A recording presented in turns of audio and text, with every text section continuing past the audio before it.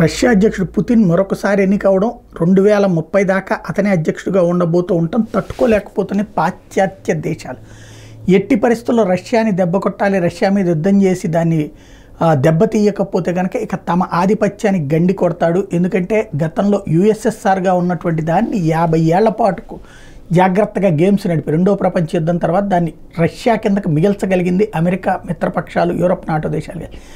1992 ఆ టైంలో అది రష్యాగా మిగిలిపోయింది. యుఎస్ఎస్ఆర్లో ఉన్నటువంటి దేశాలన్నీ ముక్కచెక్కలైపోయి రాష్ట్రాలన్నీ దేశాలుగా మారిపోయినటువంటి పరిస్థితి. అట్లాంటిది ఇప్పుడు లిథువేనియా కావచ్చు, పోలాండ్ కావచ్చు, ఉక్రెయిన్ కావచ్చు, ఇట్లాంటివన్నీ కూడా ఇప్పుడు అవన్నిటినీ నాటోలో చేర్చుకుని రష్యాకి చెక్ పెడుతూ వస్తున్నటువంటి అమెరికా ఇప్పుడు పూర్తిగా ఉక్రెయిన్ చేత రెచ్చగొట్టి నాటో సైనిక బలగాలన్నిటి అక్కడికి మోహరిస్తోంది. ఫ్రాన్స్ అక్కడికి చేరింది, అట్లాగే జర్మనీ చేరుతోంది, బ్రిటన్ చేరింది, అమెరికాకి సంబంధించిన దళాలు చేరింది. ఓవరాల్గా చూస్తే నాటో దళాలన్నీ అక్కడికి వచ్చి చేరుతున్నాయి.